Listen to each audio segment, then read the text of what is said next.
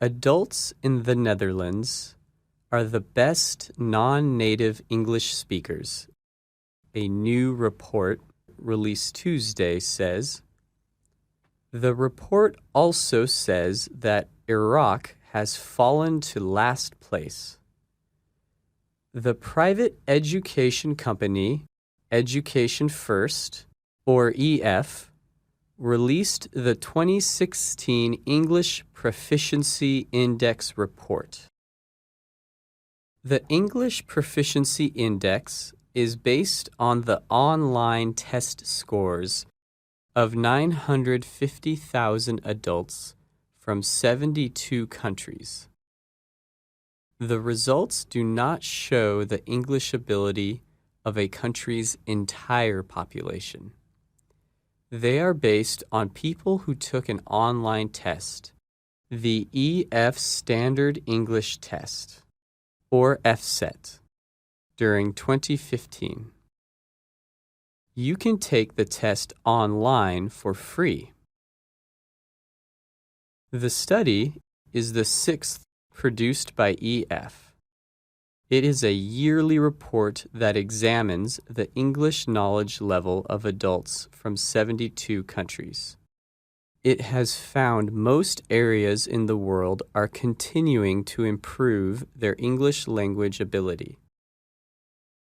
The report also says that English language remains an important part for a country's economic power.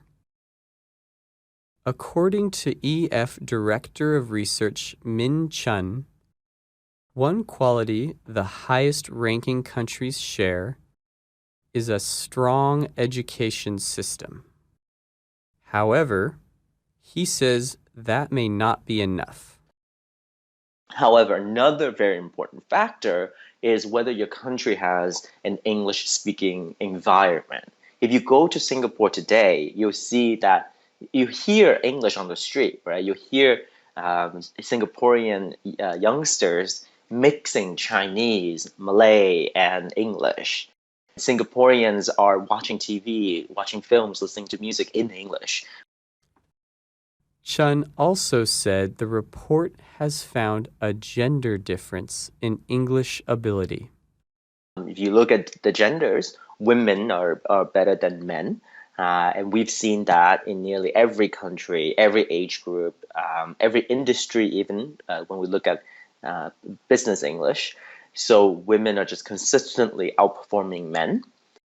Similar to the previous 6 years, Europe leads the rankings with its overall strength in English. Netherlands, Denmark, Sweden, Norway, and Finland were the top 5 countries in Europe and in the world. These countries have been in the top 5 almost every year the report has been released. The only difference is that the Netherlands has moved from second place to first this year. The report says there are several reasons these countries perform well. They have strong education systems, and primary and secondary schools in those countries require English language studies.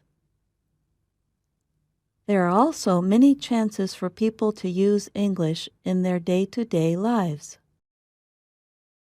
The report says one very helpful quality is that English is used often in the media of these Northern European countries. One important change took place in France. It moved from the low proficiency category last year to moderate proficiency for 2016. France placed 24th out of 28 European countries included in the report. English is a sensitive issue in France because the country is very proud of French and the position of French, the French language in the world. And universities do not teach in English, whereas other universities in Europe do. have programs even entirely in English. So we've seen France go down in the past 5 years, and this year was the first year that they came back up.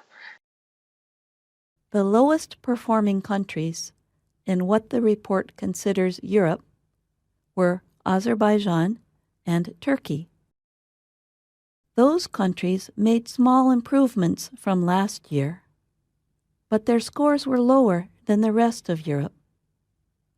The report says these countries tend to have weaker teaching methods that depend on rote memorization rather than communication.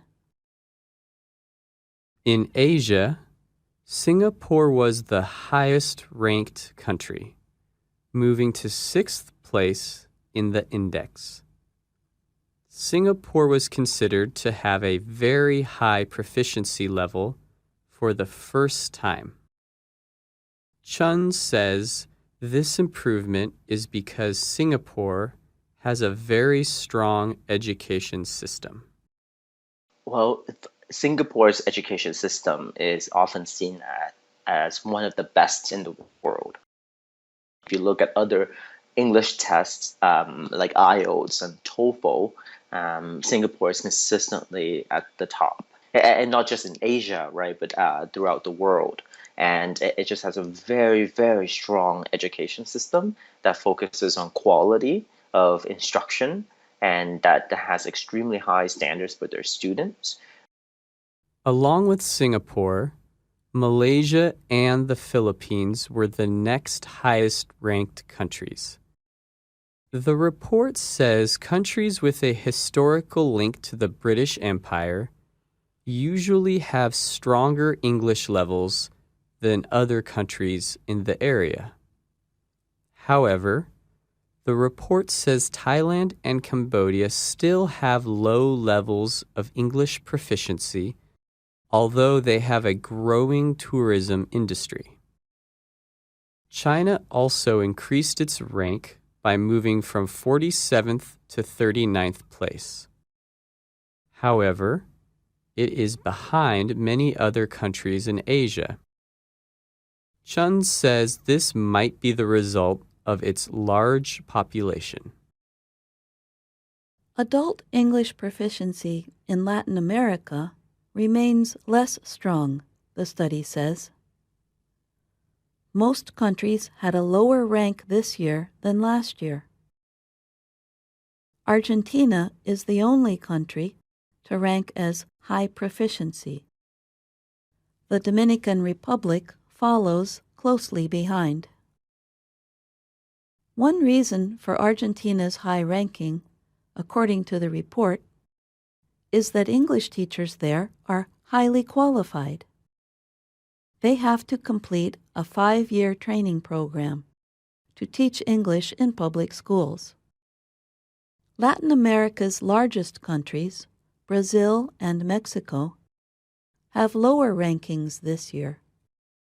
This is the case, although there are efforts to send students to English-speaking countries for university studies. Chun says one reason these countries do not have higher rankings is the large size of their populations. In large countries, it takes more time for enough citizens to learn English to raise the average English level. The Middle East and North African area had the greatest changes in scores from last year. Morocco and Qatar made the most improvements of all countries in the area, but Iraq and Oman's scores dropped the most. Only Morocco and the United Arab Emirates are in the low proficiency level. All other countries fell into the very low proficiency level. Chun says some issues causing the low performance in the Middle East and North Africa, or MENA, area are outside of the classroom. They are countries that have experienced quite a lot of turmoil. when you have such turmoil in your country for such a long time, then it's difficult for the education system to really make a difference. The report says that factors affecting these countries are poor education systems and not enough jobs for students after they finish school. This can cause students to not try as hard to succeed in their studies. The survey did not include sub-Saharan African countries. Chun suggests 3 things for countries trying to improve their English level. First is to make quality English teaching available to all citizens. Next, a country should invest in teacher training, and then invest in its English-speaking environment. I think the number one priority would be to make sure that everybody has access to quality English instruction.